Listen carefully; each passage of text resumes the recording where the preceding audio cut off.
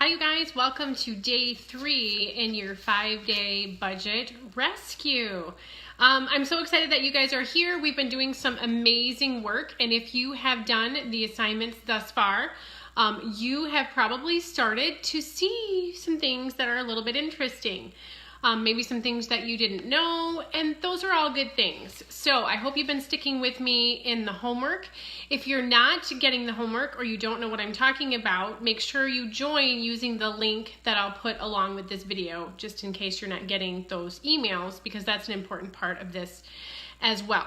So here we are in day 3, and let me just quick remind you of how this works. Today is a little bit different because it's 3:30 instead of 2:30, but from here on out it will be 2:30 on both Thursday and Friday that we will be here with day 4 and day 5.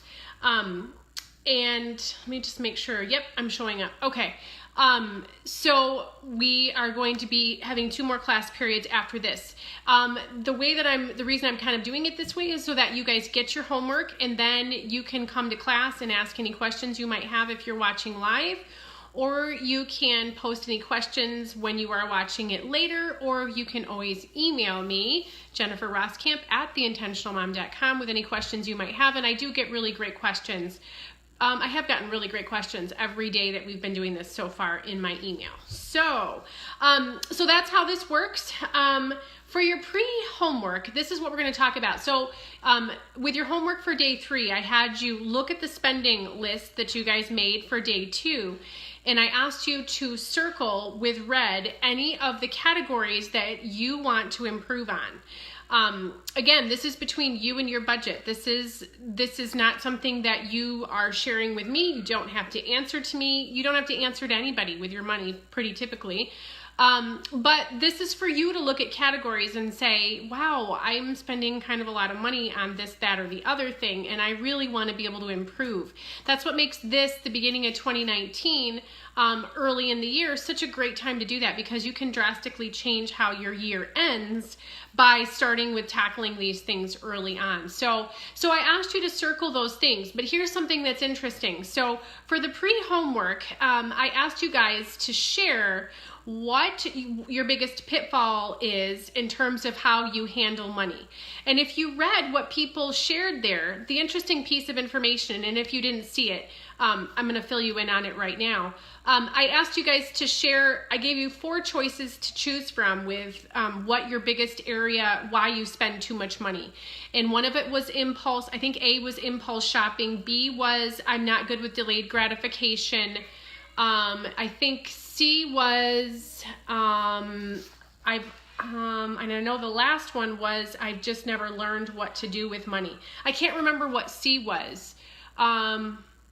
But the interesting thing was that everybody chimed in on what their answers were, and they were really diverse.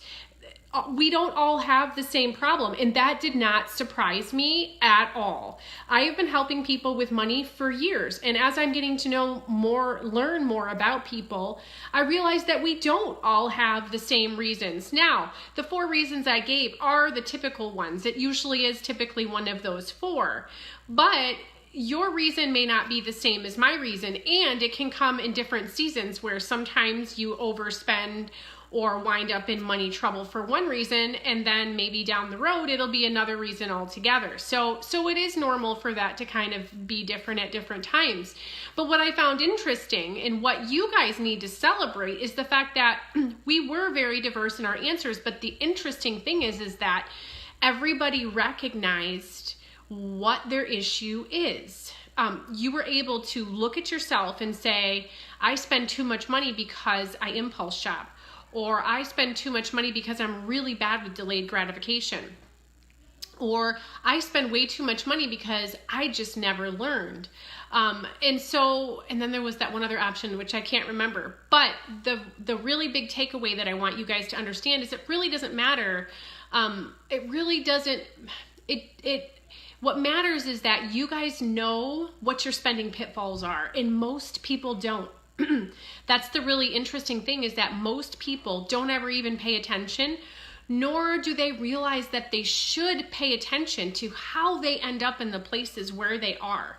But the fact that you guys can figure out and can self-diagnose why you're having problems puts you head and shoulders above the rest of the people out there, because most people don't know. And the really cool thing about that is that you can use that information. You can use what you have when you've looked back at yourself and you've said, why do I have problems with money? And some of these other things that I've asked you to do, and going forward that I will ask you to do with this 5-day budget rescue, they're hard things, and they're going to be things where you look at yourself. But once you recognize what your problem areas are, you can start to fix them. But so many people don't even want to know what their problem is, right? They don't like the fact that they struggle, but yet when it comes down to it, it's just too hard to think about it. It's too hard to look at where I went wrong, right? None of us really like to look at where we went wrong, but it is important to do that. And certainly in this area, and because once you do that and you take ownership of it, you can start making different choices. And so it's so awesome that you guys are able to look at yourself honestly, figure out what your problems are, because now you'll know how to fix it, or you'll start to learn how to fix it going forward. And that's the really cool part to note. All of us have had this kind of situation, myself included, where you might buy something, right? Think about this. Think about the last time that you bought something, and then almost right away, you regretted that you bought that, right? You felt guilty about it. You thought to yourself, oh, I shouldn't have bought that. That's called buyer's remorse, right? And we all have it from time to time. But it is an opportunity. It is a cool thing to kind of feel, and a cool thing to kind of recognize, because it will help you set yourself up for change later. And so the really cool thing about your homework, when I asked you guys to circle the areas that you want to do better in, the categories that you know you're spending too much money, and as you look at them now and you say, you know what? I know I can do better on groceries. I know I can do better on eating out. I know I can spend less on school supplies. I know I can spend less on entertainment. I know I can spend less on whatever it is.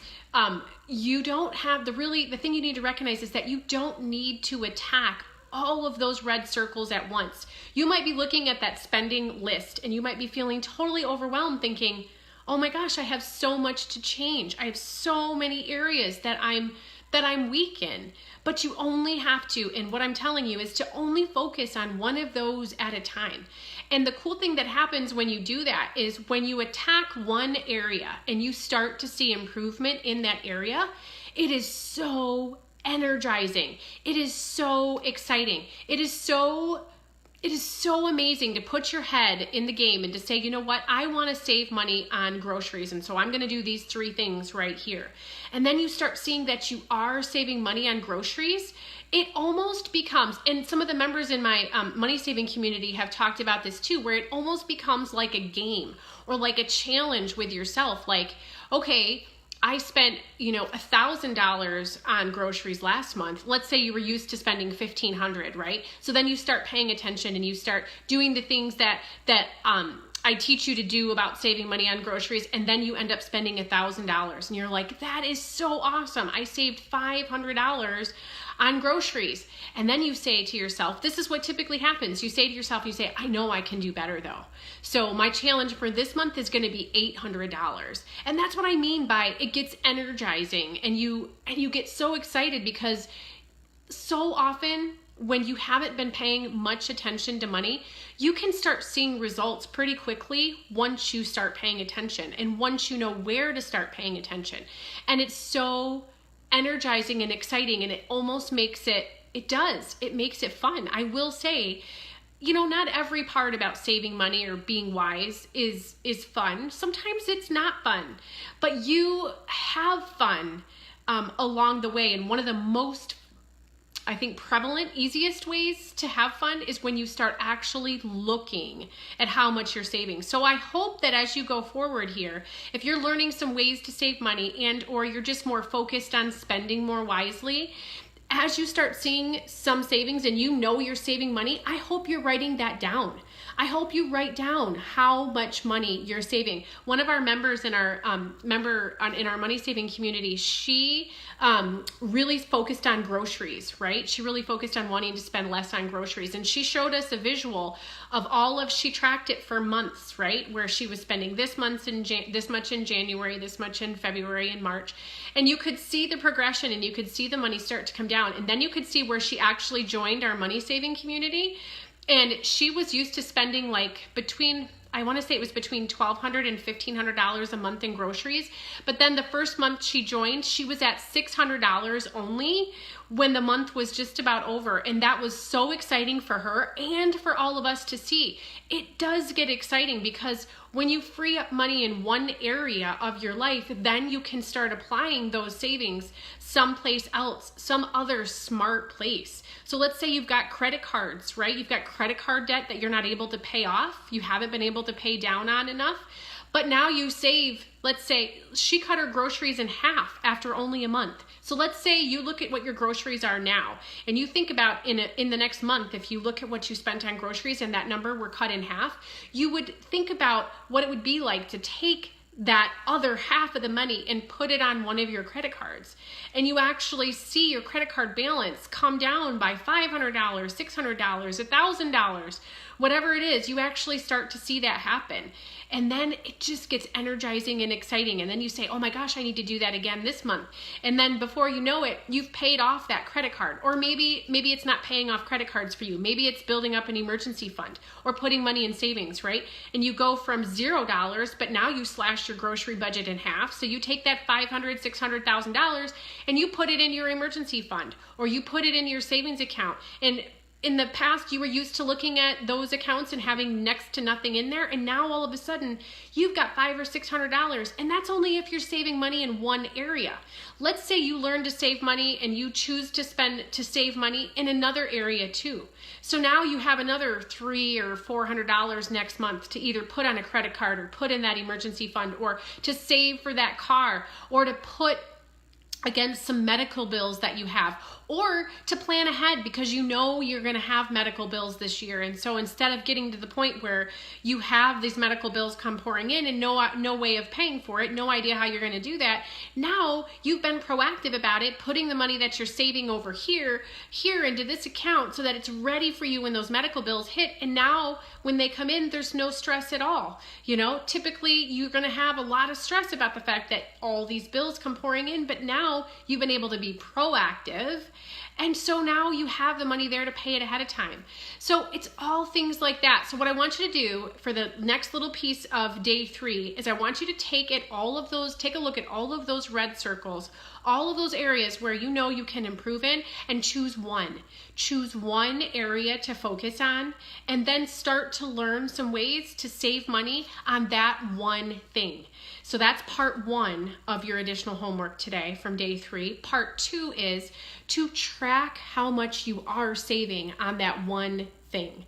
So right now, you just made that spending log. You know how much you used to spend in that category. That's your starting point.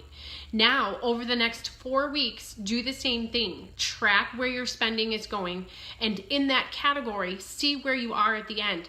Really put into place some of the things that you are learning and that you can learn on how to save money on that particular skill, and then see where you are a month from now, and then you can celebrate that win. That's a huge win. It's a huge win. And the key though is when you save money in one area, don't just absorb that and don't just lose sight of where that money is. I challenge you to do something super intentional with it, like put it on some sort of debt that you owe, or put it into an emergency fund or a savings account. Do something with it that's going to make your financial future brighter. Don't just absorb that and let it get spent here, there, or everywhere, or to say, you know, I really don't know where it actually went. Put it somewhere where it's a smart place to put it, and then do the same thing next month. And it's amazing. This is how you start working out of the financially hard places that you might be in. It's one step at a time. It's one smart choice after another. And you make these small, smart choices, but they start adding up, and they start adding up to a big difference. And that's where it gets exciting and energizing. So I want to encourage you just to take the first few steps. Choose one of these categories to do better on. Find some skills, figure out how you're going to save money in those categories, start saving in that category, and track what you save, and so that this time next month you can look back and you can say, wow, that's amazing.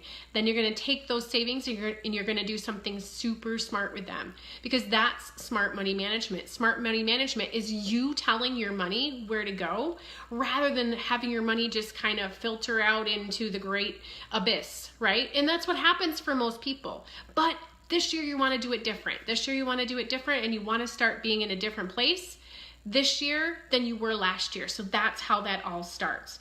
So choose one category of those red circles. Focus on that for this month. Then maybe next month, choose a different one to add in. And then you've got two. Notice you're not going to let the first one fall flat, right? You're going to keep with that one category, but then you're going to add another category in. And then maybe a month or two down the road, you add another category in, and before you know it, you are making a positive impact on all of those red circle categories that you've just created. And that's how you start making baby steps toward a totally different and much better financial picture. It starts with recognizing, then it starts with choosing what to do, then it starts with learning what to do, and then comes the doing. And then comes the celebrating. And that's the really fun part, okay? All right, so you're choosing one category to do better. Then you're going to start making choices, right? The second part, you're going to make the choices to start saving in that category. Learn some skills in that category with how to save money. And then you're going to track those savings. Those are the three missing pieces after you complete your homework from your email in day 3, all right? I will see you right back here for day 4. Your homework will be going out later today, okay? I will see you later for day 4. You guys are doing awesome. See you later.